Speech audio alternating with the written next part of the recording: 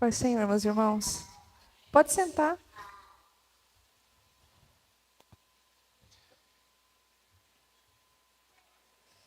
Eu quero ler com vocês o livro de Mateus, no capítulo 25.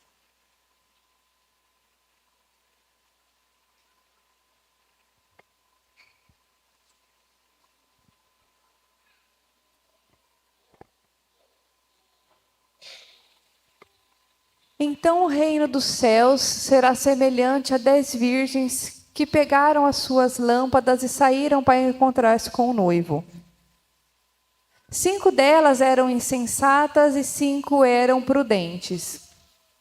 As insensatas pegaram as suas lâmpadas, mas não levaram óleo. As prudentes, porém, além das lâmpadas, levaram óleo nas vasilhas. O noivo demorou a chegar, e todas ficaram com sono e adormeceram. À meia-noite ouviu-se um grito: o noivo se aproxima, saiam ao encontro dele. Então todas as virgens acordaram e prepararam as lâmpadas. As insensatas disseram às prudentes: dê-nos um pouco do óleo, pois as nossas lâmpadas estão se apagando. E elas responderam: não, pois se eu der não, pois pode ser que não haja o suficiente para nós e para vocês. Vão comprar óleo para vocês. Saindo elas para comprar óleo, chegou o noivo. As virgens que estavam preparadas entraram com ele para o banquete nupcial, e a porta foi fechada. Mais tarde chegaram também as outras e disseram: Senhor, Senhor, abra-nos a porta.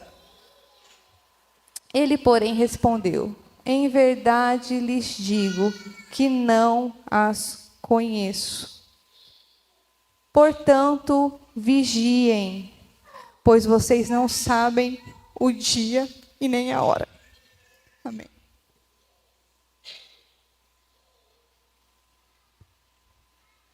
Meus irmãos, sempre que o Senhor vem com uma palavra de exortação, é porque Ele quer nos alertar, né? Ele é o Pai que corrige os seus filhos. E há algum tempo o Senhor tem ministrado ao meu coração sobre o dia que o Senhor vai voltar. Igreja, que nós possamos estar com os nossos ouvidos atentos ao que o Espírito diz. Porque o Senhor está voltando. Eu sei que nós ouvimos isso, eu escuto isso desde o primeiro dia que eu pisei na igreja. E você também. Mas a volta do Senhor está muito próxima. Muito mais, hoje já foi falado aqui, muito mais do que nós podemos sequer imaginar. E aqui nós vemos uma parábola onde o Senhor demonstra, né, como será o dia da sua segunda vinda. Para que nós possamos entender, naquela época, os casamentos se davam dessa forma. O noivo vinha na casa da sua noiva, né, da sua pretendente, e ali era, né, exercido um contrato, e se tudo estivesse ok, o noivo pagaria uma quantia pela noiva, né, tudo estava atrelado a isso, ao preço que o noivo paga pela noiva, e então, se tudo estivesse de acordo, esse noivo, depois desse contrato firmado, o noivo volta para a casa dele, com seu pai, para ali construir a suíte, né? Vamos dizer assim, hoje seria um quarto ou uma suíte de núpcias para o casal. E a noiva ficava aguardando pelo noivo. Ela não sabia quando que ele ia conseguir terminar esse quarto para voltar a buscar ela. Mas ela tinha uma certeza, que ele iria voltar, porque o preço já foi pago. E ali ela ficava aguardando e se preparando, fazendo todo o seu enxoval e aquela coisa toda, e o noivo construindo a suíte. Porém, quem falava para o noivo se a suíte estava tudo ok, estava tudo certo, que poderia buscar a noiva, era o pai do noivo. Era ele que falava, agora tá tudo certo, está do jeito que a gente planejou, ok, pode buscar a sua noiva. E aí ele vinha buscar a noiva. E a noiva nem imaginava que dia que seria. E normalmente esses encontros em que o noivo voltava para buscar sua noiva se davam à noite. E acontecia que vinha na frente os amigos do noivo. Como já foi muito bem ministrado aqui um dia para a irmã Michela. Vinha na frente os amigos do noivo. Para quê? Para dar um toque para a noiva, né? Ó, o noivo está vindo ali. Para que isso ela pudesse se preparar. Pegar a sua lamparina e colocar o óleo. Para que eles pudessem sair. Porque, como falei, isso era à noite que acontecia. Então, elas precisavam de luz para que elas pudessem seguir o caminho. E junto com a noiva, vinham as damas, as virgens, junto com ela, pelo caminho com as suas lamparinas. E essas lamparinas precisavam estar sempre acesas. E ali por onde passava aquela procissão de lâmpadas, sabia que ali estaria acontecendo um casamento. Por isso que o Senhor usa essa parábola para nos explicar como será a vinda do Senhor. E aqui nós vemos 10 virgens. Todas as 10 iguais, com o mesmo alvo, que era se encontrar com o noivo. Aparentemente, as 10 deviam vestir as mesmas roupas, andar igual. Aparentemente, 10 virgens. Não dava para distinguir elas simplesmente só olhando para elas. O que difere elas é o azeite reserva que elas carregavam. E nós sabemos que na Bíblia o azeite significa o Espírito Santo. E hoje, a palavra que o Senhor nos traz é: se a sua lâmpada está sem azeite, agora, ainda dá tempo de sair para comprar. Mas vai chegar o dia em que não vai ter mais volta. E o alerta do Senhor para nós hoje é esse: vigiem. Nós não sabemos o dia que Ele vai voltar. E Ele ainda não voltou. Então hoje ainda dá tempo de você ir comprar o seu azeite. As nossas lâmpadas precisam estar sempre abastecidas. O Espírito Santo precisa estar sempre em ação em nós. Uma lâmpada apagada não serve para nada. Para que você usa uma lâmpada apagada? Você joga fora. Não é verdade? Quando ela queima. Na época elas funcionavam a óleo, né? A função da lâmpada é iluminar. Ela precisa de óleo. Por isso, é tão necessário que a igreja do Senhor, que a noiva ande na liderança do Espírito. O Espírito Santo precisa estar atuando em nós diariamente, atuando em nós e através de nós. E mais uma vez eu falo, vigiem. Nós não podemos andar distraídos com as nossas lâmpadas, carregando uma lâmpada que não tem óleo. Segundo o dicionário, o que é distraído? Quem se distrai facilmente e com frequência. Que perde atenção com frequência, cometendo consequentemente erros.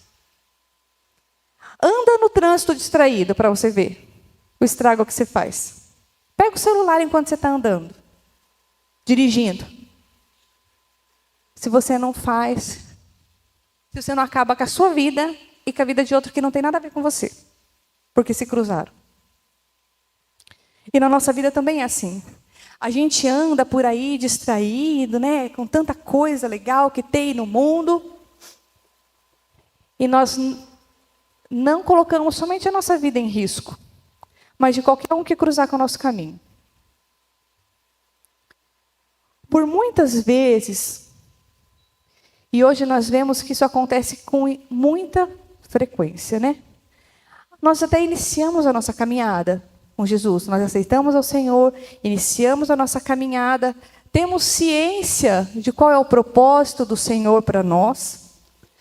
Porém, com tanta coisa legal que tem aqui no mundo, nós nos distraímos.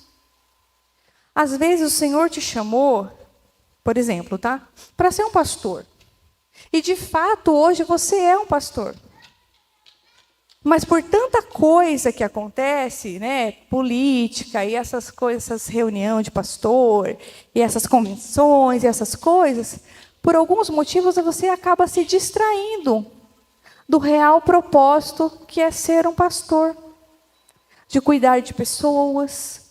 Eu não sei vocês, mas hoje nós vivemos uma avalanche de pessoas na igreja cheias de pessoas distraídas. Não sabem mais nem quem elas são, nem o que elas estão fazendo, estão seguindo a noiva com a lâmpada apagada. O que vai acontecer? A hora que chegar lá, não vai entrar. É simples. Eu poderia só chegar aqui, ler esse texto e falar assim: meus irmãos, parem de andar distraídos em nome de Jesus, volta para o caminho, põe óleo na sua lâmpada e vai, porque se Jesus voltar, você vai ficar. Resumindo, é isso. Coloca óleo nessa lâmpada, minha filha. Você está caminhando com a noiva, você está até indo, né? Vem para o culto, onde os jovens vão, você vai. Mas a hora que você encontrar com o Senhor, a hora que Ele voltar, como é que está a sua lâmpada? Tem óleo na caminhada para que você possa abastecer? Ou ela já se apagou faz tempo e você nem se deu conta? E a hora que o noivo chegar, o que ele vai olhar para você e vai falar? Quem que é você? Eu não te conheço. E a gente vive tão distraído que a gente se esquece desses detalhes da nossa vida. Sabe? Se tem uma oração que eu faço para o Senhor diariamente, frequentemente, é: Senhor, não deixe que eu me distraia no meio do caminho. Não deixe que eu inicie a caminhada e por qualquer motivo, por qualquer problema, por qualquer coisa que aconteça comigo, eu simplesmente me distraia e saia do centro da vontade do Senhor para mim. E é isso que nós vemos hoje. As igrejas cheias de crente distraído, achando que se Jesus voltar vai subir. Mas não vai. Sinto muito. Não vai. E sabe o que acontece quando você começa a ficar distraído? De uma forma automática, você fica desobediente. Porque você começa a achar que as coisas são do seu jeito. E você não consegue se arrepender. Você fica imune ao arrependimento. Vou dar um exemplo de um distraído. O rei Saul. O rei Saul, se vocês lerem a história lá em 1 Samuel, o cara começou certinho. Foi o Senhor que determinou que ele fosse rei. Ele começou até humilde, né? Porque ele falava que ele não tinha capacidade. Começou até bem humilde. O Senhor designou ele para rei, foi ungido por Samuel. Mas o que acontece com Saul? Na primeira oportunidade, se distrai. Se distraiu, ficou com medo, achou que o exército dele ia perder, que os filisteus iam ganhar. E o que ele fez? Oferecer um holocausto. Ele não podia fazer isso. Porque Samuel falou para ele: em 7 dias eu vou voltar e eu vou oferecer o holocausto. Por quê? Porque era Samuel que podia. Ele era o sacerdote. Só ele que podia oferecer sacrifício. Aí o que Saul fez? Ficou com medo. Quem guerreava lá com ele começou a se dispersar. Ele começou a se desesperar, não confiando na palavra que o Senhor tinha determinado a ele. Foi o quê? Foi lá e me ofereceu um holocausto. Aí sabe o que é pior? Quando eu falo que o distraído não se arrepende, é porque quando Samuel chega e fala: Saul, o que você fez? Cara, eu não acredito que você fez isso. Não. Aí o que ele fala? Ah, mas também você demorou? Você falou que ia vir em 7 dias e veio em 8? Você não chegou no dia que você prometeu? Tive que fazer no seu lugar. Dá desculpa, mas não se arrepende. E é isso que acontece. Porque quando ele foi confrontado, ele não se arrependeu, ele se justificou. Ai, você nem chegou na hora que você prometeu que você ia vir, aí fui obrigada a fazer isso. E aí nós vemos, a partir disso, um declínio, real do seu reinado. Depois disso, teve outros episódios de desobediência. E eu quero ler com vocês lá em 1 Samuel, no capítulo 15.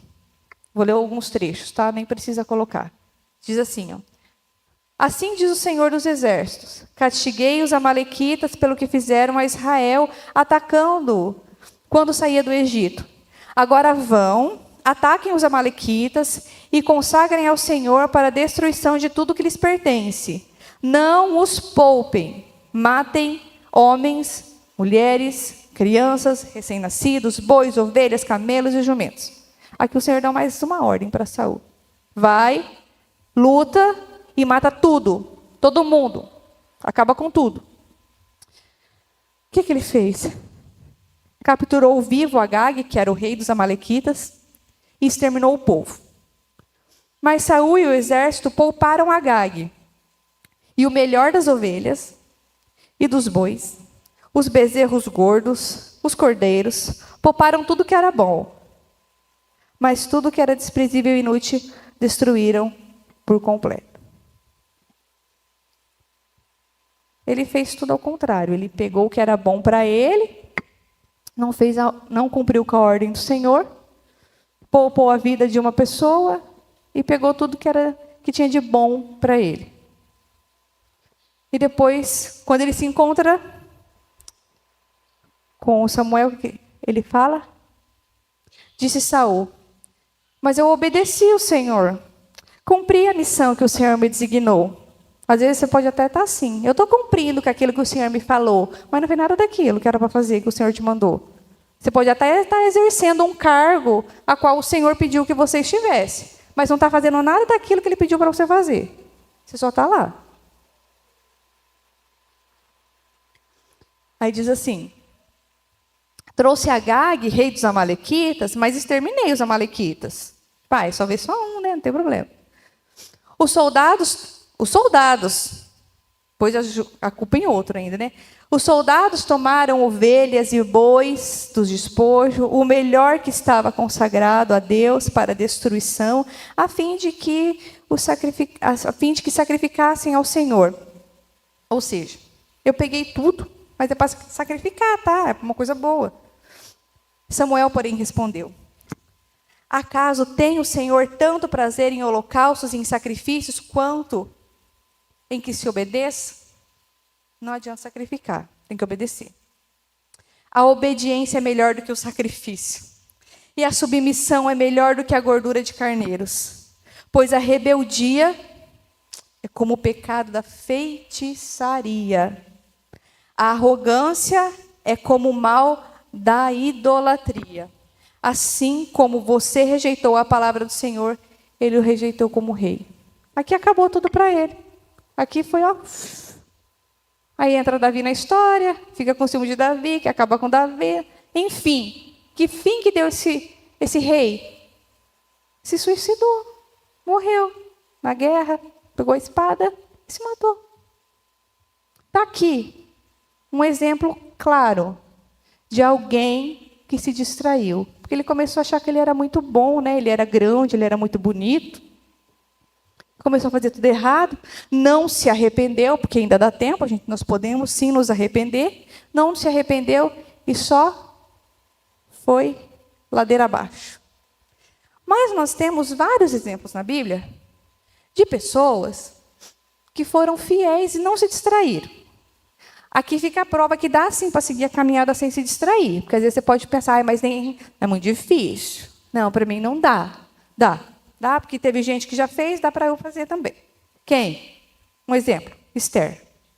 Esther foi uma que não se deixou levar pela vaidade de ser uma rainha. Esther não era ninguém, órfã, não tinha pai, não tinha mãe. Foi lá participar do concurso, passou, virou rainha, linda, maravilhosa, do dia para a noite. A menina era pobre, miserável, ficou milionária, mais rica de tudo.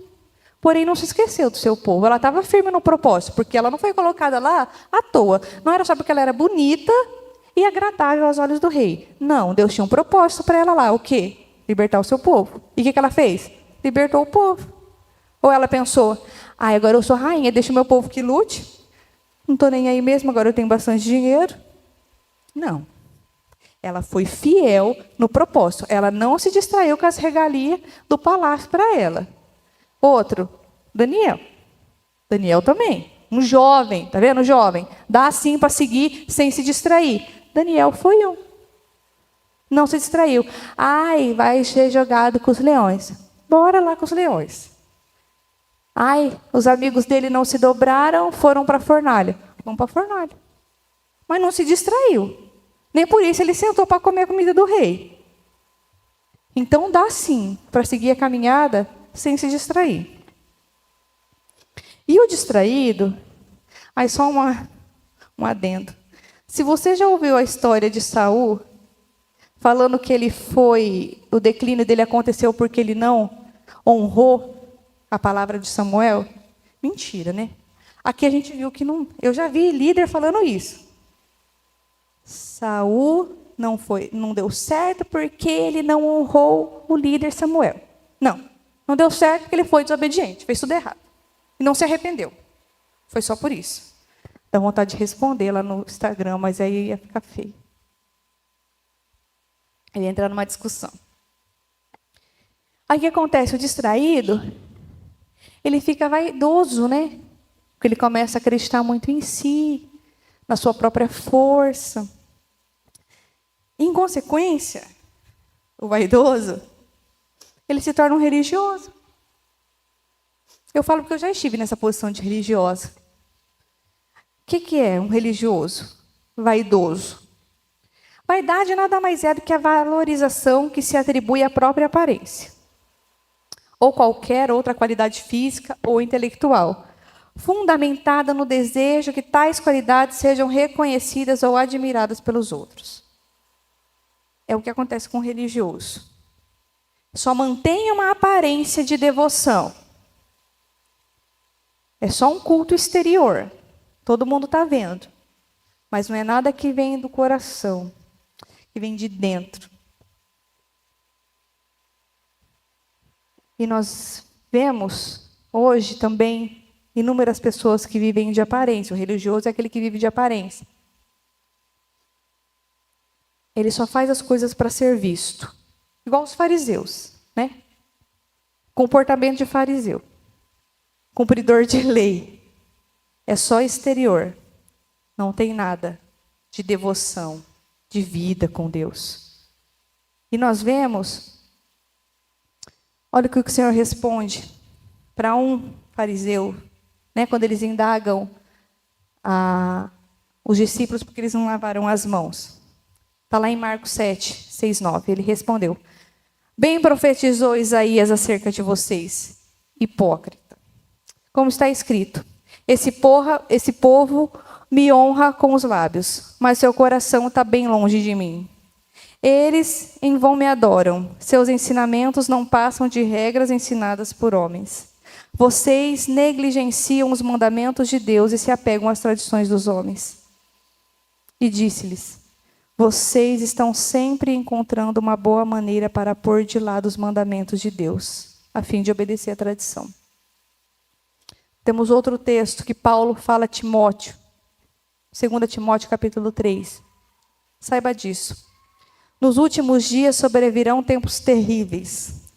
Os homens serão egoístas, avarentos, presunçosos, arrogantes, blasfemos, desobedientes aos pais, ingratos, ímpios, sem amor pela família, irreconciliáveis, caluniadores, sem domínio próprio, cruéis, inimigos do bem, traidores, precipitados, soberbos, mais amantes dos prazeres do que amigo de Deus, tendo aparência de piedade, mas negando o seu poder.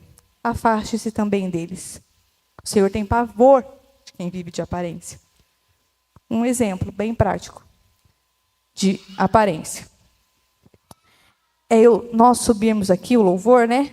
Porque ministrar o louvor não é só quem está aqui cantando, falando. São todos que participam aqui, né? Qualquer um ali que use seu instrumento, que toque, todos eles são ministros. E quando nós subimos aqui e falamos, precioso Jesus, eu amo o som da sua voz. Suas palavras são mais desejáveis do que o mais doce mel. Se eu não parei para ouvir a voz do Senhor, está aqui um exemplo claro de aparência de devoção. Vocês podem até acreditar, mas a pessoa não orou 5 minutos a semana inteira, não parou para ouvir a voz do Senhor, a palavra dele nem abriu para ler, e vem aqui cantar que as palavras dele são mais desejáveis do que o mais doce mel. Hipocrisia. A minha boca declara uma coisa que eu não vivo. É só uma encenação. E por isso, nós precisamos ser praticantes da palavra. Igreja do Senhor, acorda. Nesses últimos tempos, vai ter muita gente com aparência de piedade, com aparência de fazer alguma coisa. Eu posso vir aqui e falar um monte de coisa boa do Fabiano. Ai, o amor da minha vida. Ai, eu te amo. Ai, você é o melhor marido do mundo. Se lá em casa eu não demonstro nenhum tipo de sentimento, eu vou convencer vocês que eu gosto dele, que ele é o melhor marido do mundo. Mas ele não. Ele vai estar assim, lá, está falando uma coisa que ela não vive. Ou então, se eu subisse aqui também e falasse como educar filhos. Mães, vocês precisam ser pacientes. Não pode erguer a voz para os filhos. Se lá em casa eu grito. Que tem hora que, gente, só funciona a base do berro mesmo. Então, eu não posso fazer isso. Eu não posso exercer uma aparência que eu não vivo. E isso são em todos os lugares que nós estamos. Não é só quando você pega o microfone e está em evidência. Por quê? Porque o que vai valer a pena, meu irmão, é a hora que você chegar lá no fim e o Senhor falar assim, Camila, que bom que você veio. Ele me conhece. Ou então você vai chegar lá e ele vai falar assim, quem é você? Não, tocou a vida inteira. Pregou, fez inúmeras coisas, mas eu nem te conheço. O que vai valer a pena é quando nós chegarmos no final da caminhada e o Senhor nos reconhecer. Não é sobre estar em evidência e sobre pessoas conhecerem quem nós somos. É o céu. Nós precisamos ser conhecidos no céu, não aqui. E precisamos ser praticantes da palavra. Em Mateus capítulo 23, verso 1, fala assim. Então Jesus disse à multidão e aos seus discípulos, os mestres da lei e os fariseus se assentam na cadeira de Moisés. Obedeçam-lhes e façam tudo o que eles lhes dizem. Mas não façam o que eles fazem, pois não praticam o que pregam. Eles tacam fardos pesados e os colocam sobre ombros dos homens, mas eles mesmos não estão dispostos a levantar um só dedo para movê-los.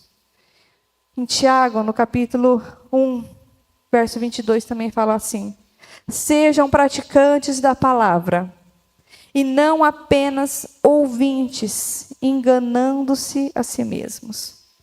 Aquele que ouve a palavra, mas não a põe em prática, é semelhante a um homem que olha a sua face no espelho, e depois de olhar para si mesmo, sai e logo se esqueceu da sua aparência.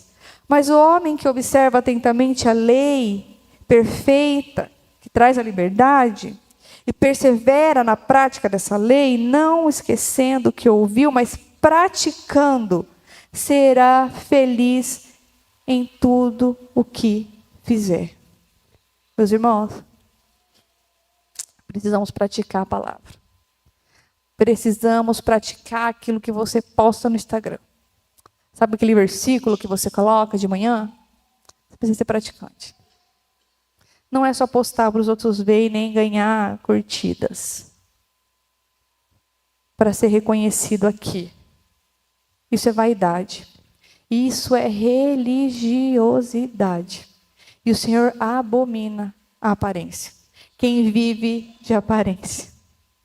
Não ora ao Senhor, não faz absolutamente nada. É o seu Pai que te vê em secreto. É Ele que vai te recompensar. Se Ele não te vê no secreto, Ele não vai te recompensar. Sabe, a gente vive tanto preocupado com o que os outros vão pensar da gente, que nós nos esquecemos de fazer aquilo a qual o Senhor me chamou, a qual o Senhor te chamou. E nem sempre está em uma posição de evidência. Não tem problema quanto a isso. Como eu já falei, o que importa é ser reconhecido pelo céu, não pela terra. É lá que vai passar a eternidade. E nós precisamos estar atentos. O noivo está voltando. O Senhor está às portas. E Ele é tão bom, Ele é tão misericordioso, Ele é um Pai tão bondoso que Ele nos adverte. E hoje a palavra é essa. Como é que está o óleo na sua lamparina? Que nível de óleo que está? Você está com óleo reserva? Você está buscando ao Senhor? Porque nós precisamos viver uma vida verdadeira. Porque é feio para a igreja. Sabe, é horrível. Quando você olha uma pessoa que não vive aquilo que ele prega. Que o comportamento dele não condiz. Sabe, fica uma coisa feia. É horrível. O evangelho envergonha. Nós precisamos ser praticantes da palavra. Com uma vida verdadeira diante do Senhor. Sem máscara. Com a nossa intenção ajustada. Precisamos andar com a intenção do nosso coração ajustada com a vontade do Senhor. E vivendo a vida que o Senhor tem para nós. E cumprindo tudo aquilo que Ele designou para mim e para você.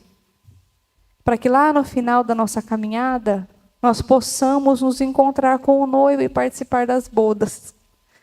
Que Ele não feche a porta e diga que não te conhece, que não me conhece. Nós possamos nos encontrar com o noivo. E para isso você precisa estar com a sua lamparina acesa, tem que ter óleo reserva. Busque a palavra do Senhor. Pratique a palavra do Senhor. Não seja um religioso que só vive de aparência. Nós vamos louvar ao Senhor, porque Ele virá. E a volta do Senhor vai ser como um piscar de olhos. Vai ser muito triste para quem ficar. Vai ser muito triste para quem não estiver com o Senhor. Não se apegue com as coisas daqui, meus irmãos. Tem um céu que nos espera. Se esqueçam das coisas deste mundo e prossiga para o alvo que é Jesus. Vamos adorar ao Senhor. Se você quiser se colocar de pé.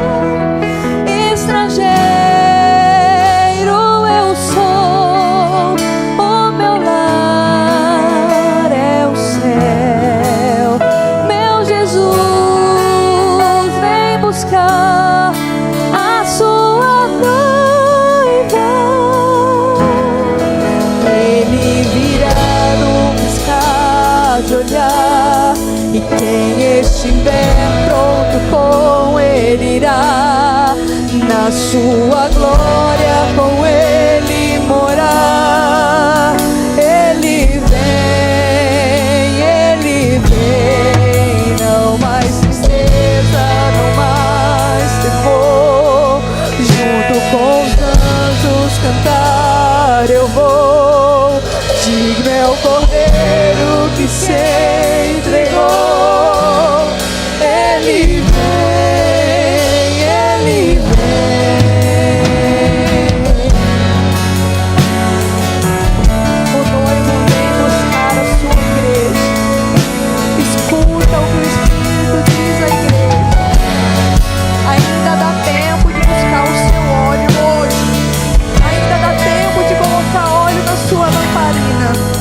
Eu não vou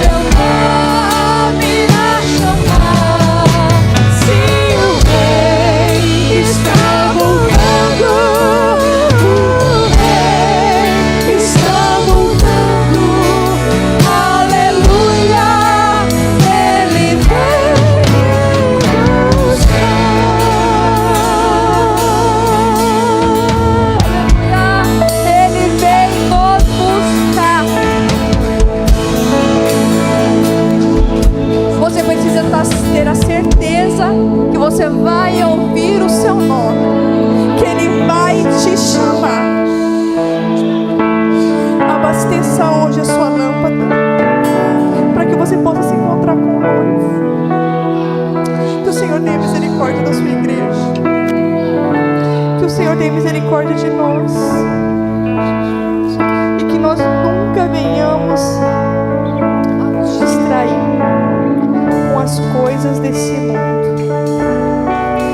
Que nós não possamos, que o Senhor revele a mim e a você o que precisa ser mudado, o que precisa ser transformado, para que você possa se encontrar com o noivo. Eu agradeço a oportunidade.